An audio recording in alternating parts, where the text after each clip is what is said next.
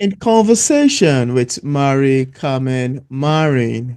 Mari-Carmen is a poet and professor of English at LSC-Tomball, where she has received the Faculty Excellence Award twice, and the author of two poetry books, Swimming, Not Drowning, 2021, which won the Lone Star College Writing Excellence Award in 2022, and The Value of Your Life, 2024, which recently received the BookFest First Place Award in Contemporary Poetry. Born, raised, and educated in Spain, she moved to Austin, Texas immediately after she received a doctoral degree in African American literature at the Spanish University of Zaragoza, and she has claimed the US as a second home. She is passionate about the arts and dances, paints, and writes to feed her spirit on a regular basis. Her goal in life is to touch people's hearts the same way so many have touched her own. And on today's episode of Author Interview, it's my utmost pleasure and excitement to have on the show today Marin Carmel together with Cindy Breck for hosting me in the conversation. Welcome on the show, Mari. Thank you. I'm so happy to be here. Happy to have you. Thank you. Absolutely, quite exciting. Quite exciting. We are here to talk about your books. Thank you so much for coming on. So, Mari, I want to first say that I love reading through the description page of your book, Swimming, Not Dawning, Poems, when I read through it on Amazon. And I would like you to tell us how this collection of poems come to be. What inspired the making of it? And how did you get into writing poetry for a first starter? Um, I will start like talking about how I started to write poetry because I have always been a writer. I have always loved telling stories and I have a huge imagination. So writing was always part of my life, but I didn't start writing poetry in particular until I think it was 2008. Hmm. So, I am an English professor, so I teach literature and poetry is part of what I teach, and I have always appreciated it. But in 2008, I was going through a difficult time in my life. You can call it a crisis, but it was a difficult time in my life. And I had a friend who was also going through a difficult time. So this friend approached me through poetry. We started to exchange short poems responding to each other. And the more at the beginning, it felt strange, but I became used to doing that. And I realized how much it was helping me, um, deal a little bit with what I was going through in my mind. And that was a starting point. But then I realized that I liked it quite a lot. So I started to become more educated about writing poetry. So I took poetry workshops by well-known poets like Dave Parsons or Tony Hoagland. And it became my way of life. I mean, every time that I needed to um, deal with some kind of emotion and I needed to try to understand what was going on, Yeah. I wrote poetry. Yeah. So that is how it became bigger and bigger and bigger to the point that now it is again part of me. Wow. But so I was writing, so this book, Swimming Not Drowning, it was published it was 2021. But the idea was, like all the time there in my mind. But it was really my students who encouraged me, not directly, but indirectly, to write it. And that is because, unfortunately, I have a lot of students who have mental issues. They suffer from anxiety, depression, bipolar, all kinds of mental issues. And for years, because I teach literature and I'm really drawn to that kind of theme, I have been teaching stories, poems that deal with mental issues. Wow. And once I was teaching a short story called The Yellow Wallpaper, written in the 19th century. by Charlotte Perkins Gilman. And in the story, there was this woman who was diagnosed with some kind of mental disorder. At that time in the 19th century, they didn't know what it was. But her husband, who was a doctor, kind of like prescribed the rest cure that was like used back in the 19th century, where he confined her to a room and she had to rest. Basically, now we know that what she was suffering from was postpartum depression. And if you are a little bit familiar with depression and how to deal with it, the worst thing that you can do is to isolate that person. And that is what they were doing. So this woman starts looking at strange shapes in the wallpaper that is all yellow in her room. And those shapes become a woman, and that woman wants to get out of the wall. Anyway, we were talking and analyzing that story. So we were addressing, depression, postpartum depression, like seeing someone and hearing voices.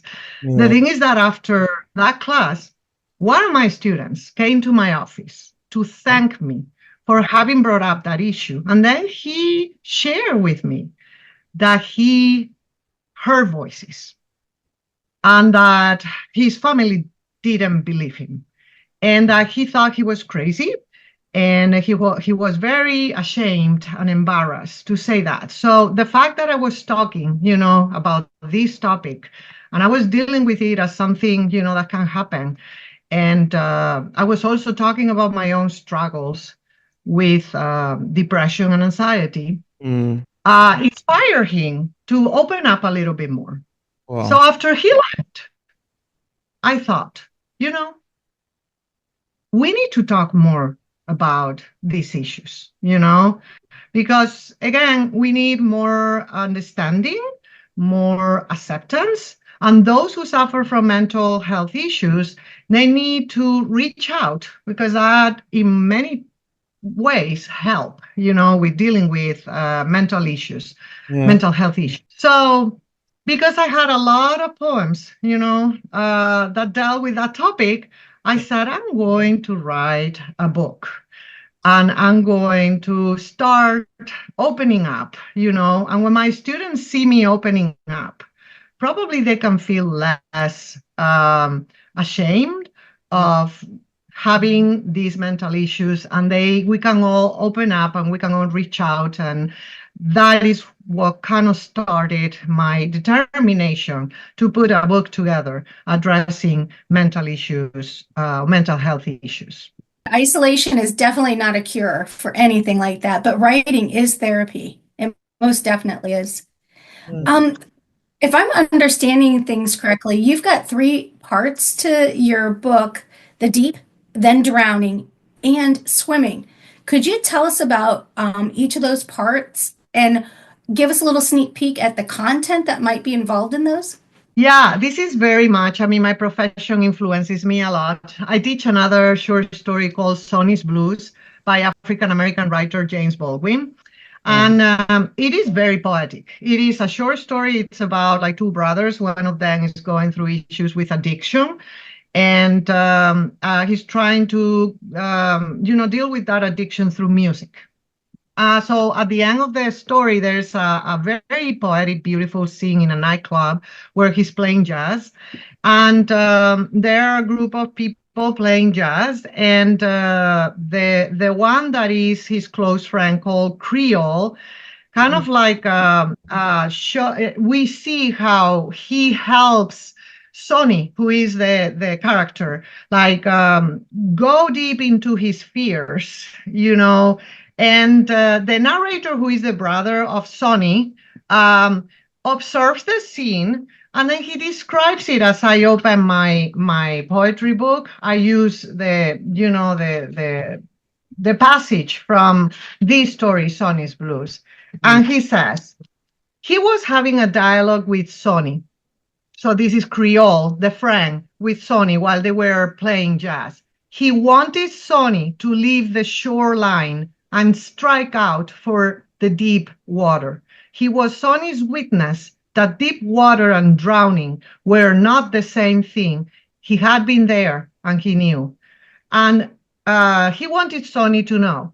He was waiting for Sonny to do the things on the keys, which would let Creole know that Sonny was in the water.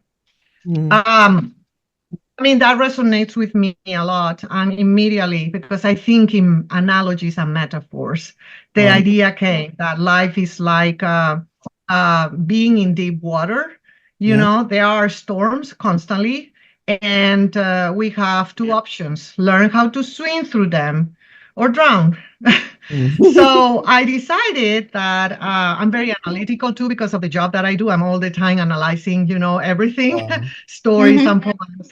So I decided to, in terms of being introspective and looking at my life, you know, I could really point at situations in my life where there have been storms that have led me to deep waters. And then I have gone through depression a few times. So when you are going through depression and when you have depressive episodes, definitely it feels like you're drowning. So I have poems, you know, that talk about that experience that many people don't understand, because if you have not gone through depression, you don't know what that feels like. So I wanted to write poems, you know, about what it feels like when you are in deep water, like feeling that you are going to drown. But then, of course, my book has hope because we can, you know, go through those storms and go through deep water, but then learn how to swim and then, you know, survive those and even thrive.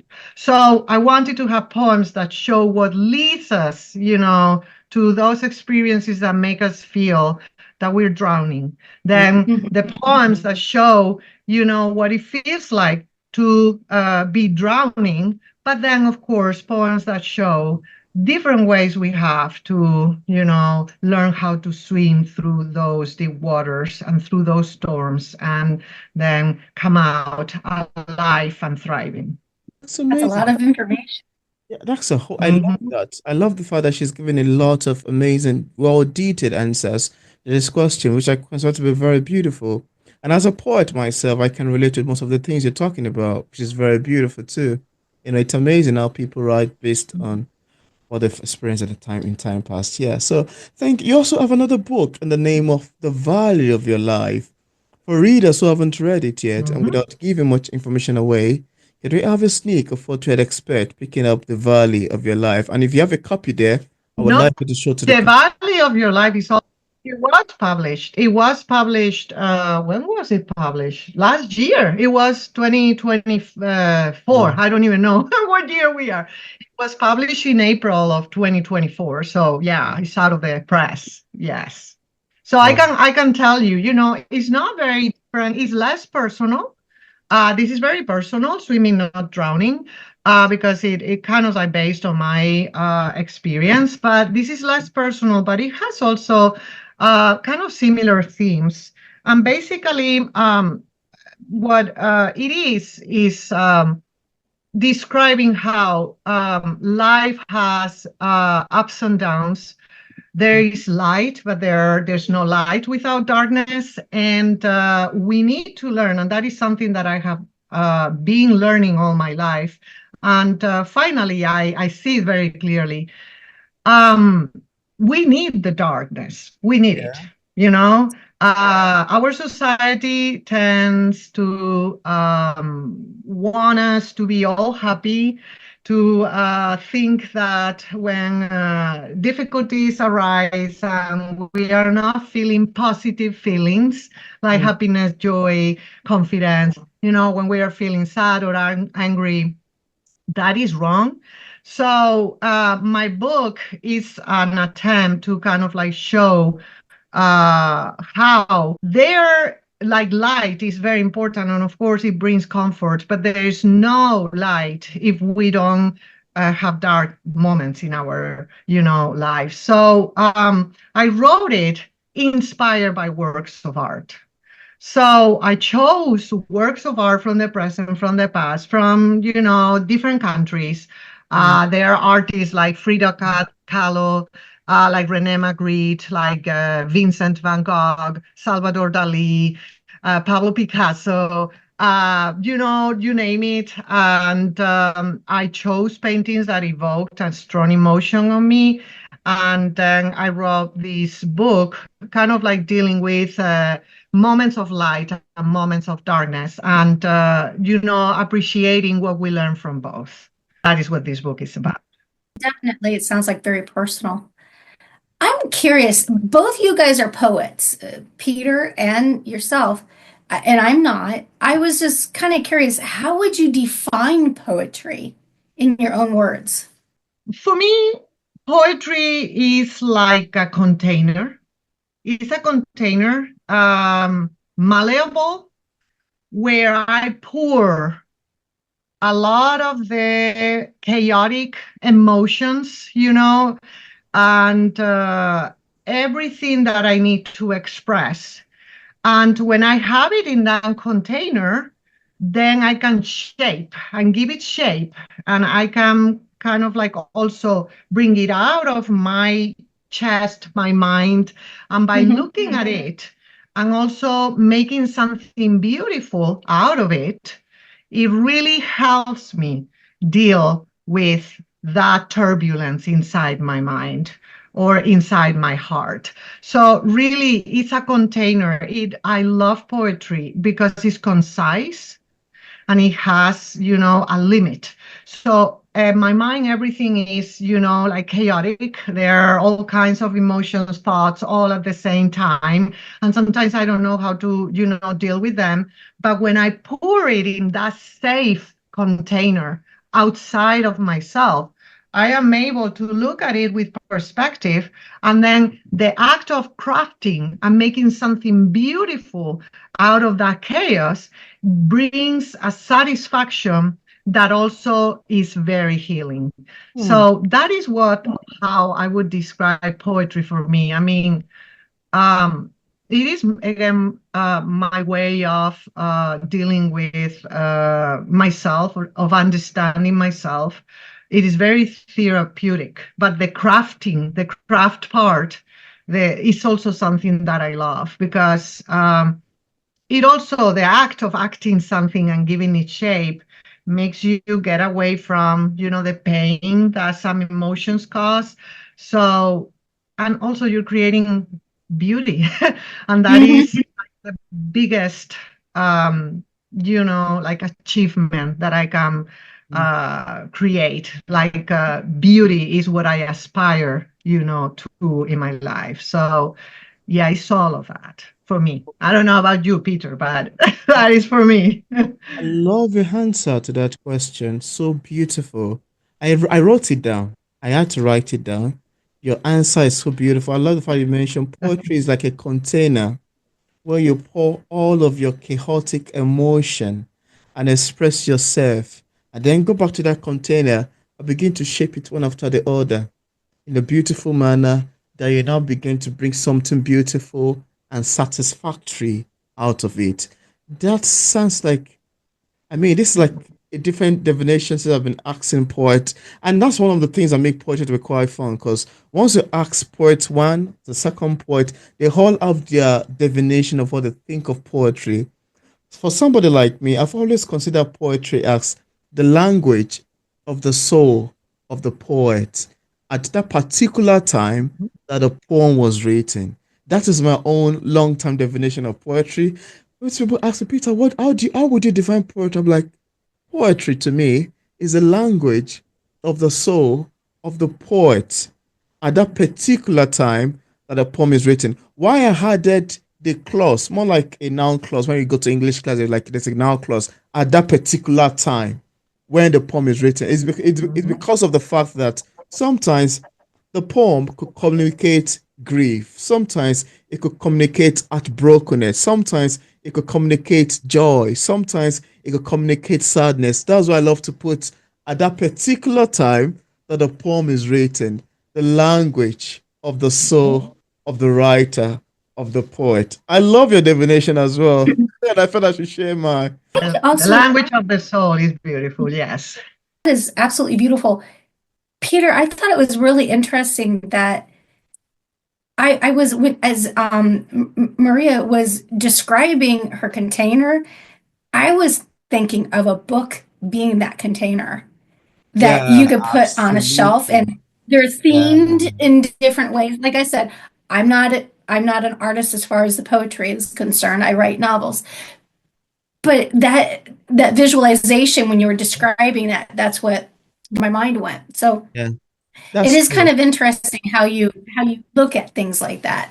So Yeah, yeah. that's actually true. The You book, also have like there's also, apart from what I'm saying, there is literally like visual poetry where you write a poem in the shape, of a container. yeah, And in my book, because this whole book is inspired by works of visual art, I made sure that there was a variety of different shapes. Like I have like this poem that is kind of spread out on the page, or I have like this one, that kind of like if you read it, you see why I created a circle there. yeah. So that is added, it's in addition to how poetry is already, Mm. you know, a container where you can pour your soul. Yeah, like through language. So yes, Mhm. yes. Very, So very interesting. very interesting. I mean, I love this conversation so much, and I love the contribution from both Cindy's side and that of Mari as well. Quite beautiful. I like the fact that Cindy had to paint, the container as a book. Yeah, I would love to consider the container too as a book. While the emotion poured Mhm. inside could be from one poem to another, emotion coming from one poem to another poem to the third poem to the which could actually differs and varies with terms of themes and subject lines. Yeah, so that's a beautiful one. Now, the form of shaping it, based on Mari's words, the form of shaping it could now come into the fact that, okay, you need to apply some poetic devices like alliteration, like meter, like lines, like, reading, like rhymes. That's a point of shaping it. Now, to now bring something beautiful and satisfactory out of it, the reader will read it and I say, oh, wow, I'm so contented with this poetry. So amazing. It resonates with me. That's a beautiful side of it. This is me interpreting your divination, Mari. Wow. Very lovely manner. I love it, really. Thank you. That's cute. Yeah. Thank you so much. And also, one of the most interesting thing to me as a writer is to sit back and listen to readers' feedbacks. And you may want to agree with me that one of the things that makes poetry to be quite complex is the fact that it can be interpreted in different ways by different readers based on their opinion. I remember when I was speaking to a particular author yesterday who writes novels, it was like, yeah, with novels it could actually differ, but I think this is something that you would experience more in poetry when the reader would interpret a line and stanzas entirely differently from what the author intended, could be a bit far. They could get the message fine, and sometimes they might just hilariously misunderstand the message and interpret it upside down. Now, I would like to ask you, as interestingly fun as they sound, how do you feel when readers interpret your works differently than you intended? How does that make you feel? When indeed, I love it.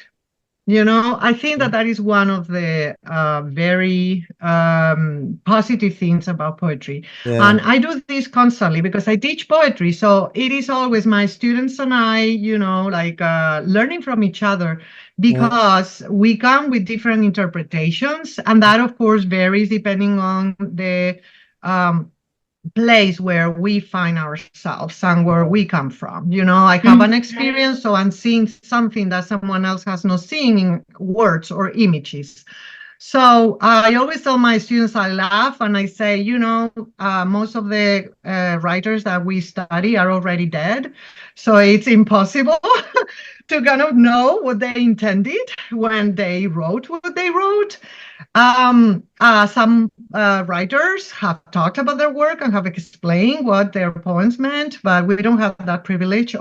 But in a way, that is the beauty of poetry and what makes us connect through poetry. And that is one aspect of poetry that I like, because after all, you are expressing emotions. That is the universal language of poetry. You're yeah. expressing emotions. So even though what I wanted to write and what caused the emotion that you can feel in the poem is different for me. And then you come to the poem with a different experience, and the same emotion is being evoked, but you are interpreting what happened in a different way because we are two different people. Oh, yeah. So it doesn't matter to me. Indeed, it's super interesting when I've been in workshopping my poems.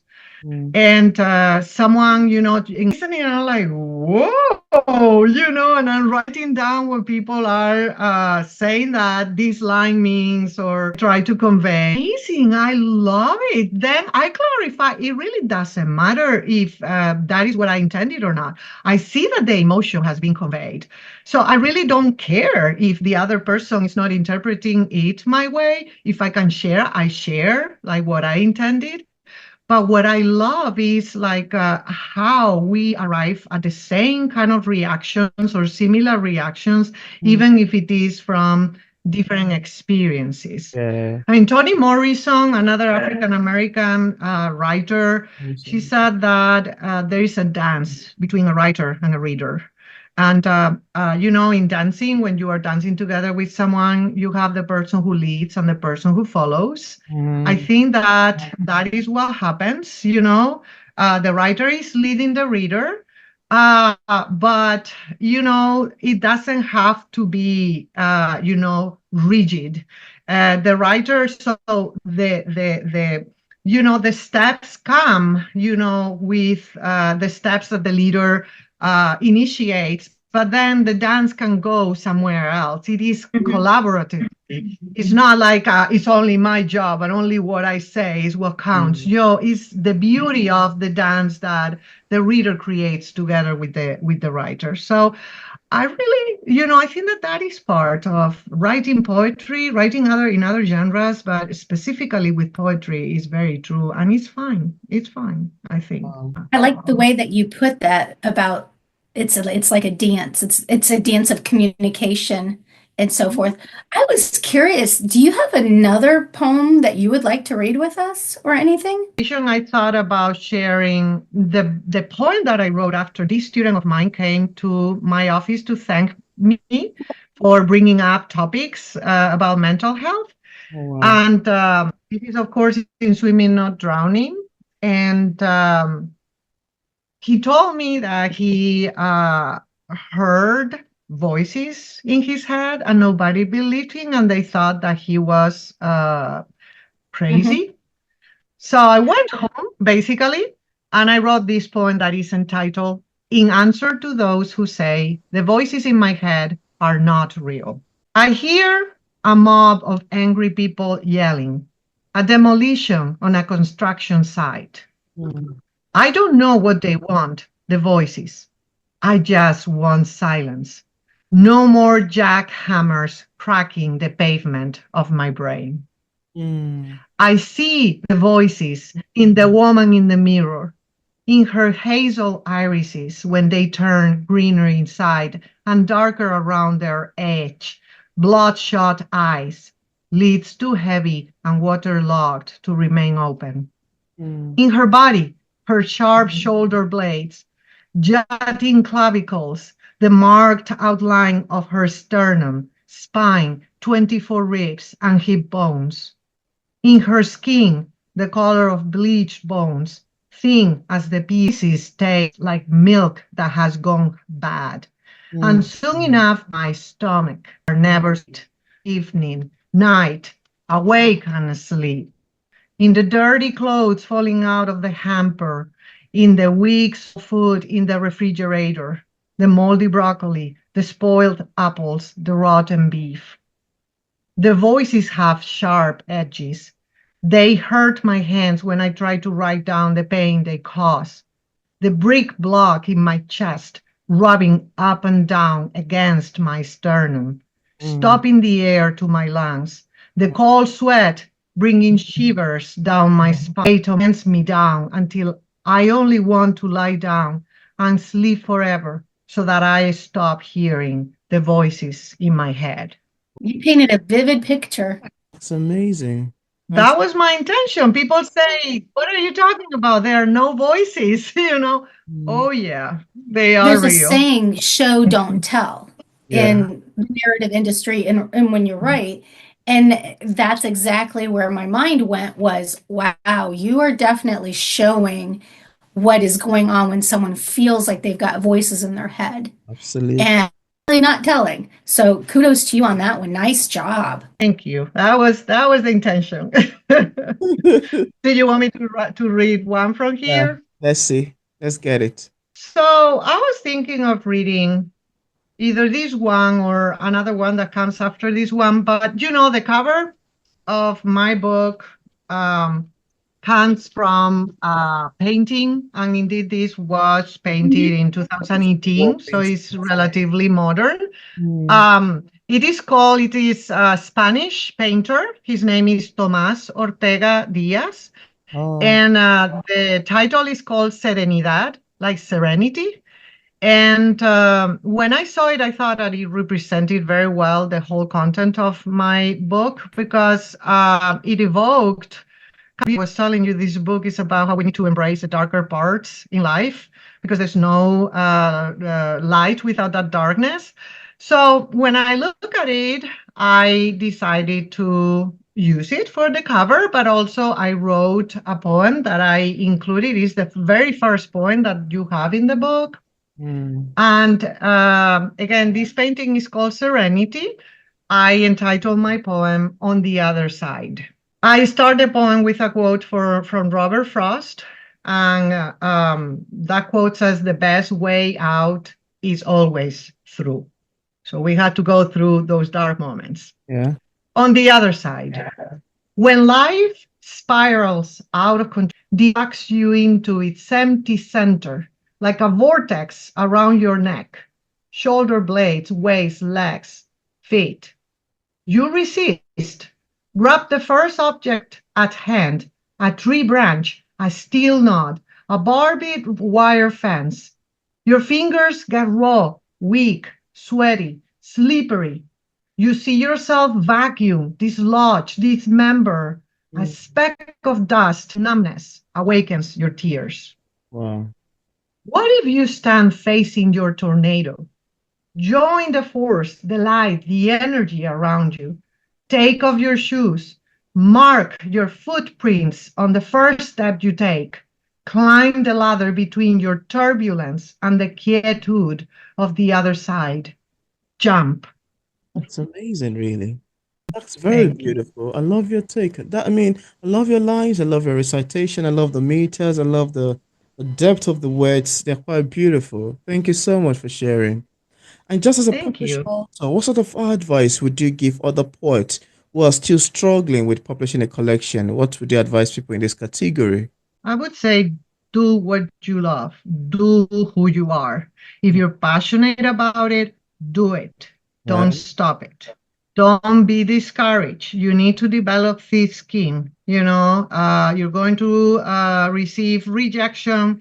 It's going to hurt, but you keep on doing it, not because you want to be published, but because it is something that it has become your second nature. You need it. Don't give up. Keep on doing it. Take classes. Improve your craft. Know that we're always growing. Yeah. Any kind of skill requires a lot of practice and a lot of not doing the best that you can do, and then improving. So revision, revise, listen to people you trust and that have the best interest for you, and keep on doing it. Again, it's a practice that if you, like me, love poetry, and if my publishers, they have my book, they sell my book. So the Arts LLC, and Swimming Not Drowning is Legacy Book Press. If you go to the website and you type my name, you will have a link, information about me, information about my book, and a link where you can buy from them. My website, I have a website, is www, then it's my name, Mari-Carmen, all together, author, maricarmenauthor.com. That also, you can find it there. So you can order it if you want, either bookstores. Here in America, you have Barnes & Noble, Target, or Walmart. I'll be sure my website, basically Amazon. That's where you can That is find very it. good to know. That's great. I left a link in the description part of this interview where interested viewers can get a copy of Mari-Carmen books directly on Amazon and Barnes& and Nobles, on our website, and also on other platforms. I also left links to our social media pages for possible followings. So thank you so much, Mari, for accepting the invitation to be featured on P English Literature. I must say it's more than awesome. Very great. Quite exciting having this conversation with you around your books. Thank you so much for coming on. I really appreciate your invitation for me to come here and share a little bit of my books with you. Thank you so much. Keep in mind you're making connections with people when they read your book too. I mean, that's beautiful work there. Thank you. Thank you so much. That means a lot. Yeah, thank you.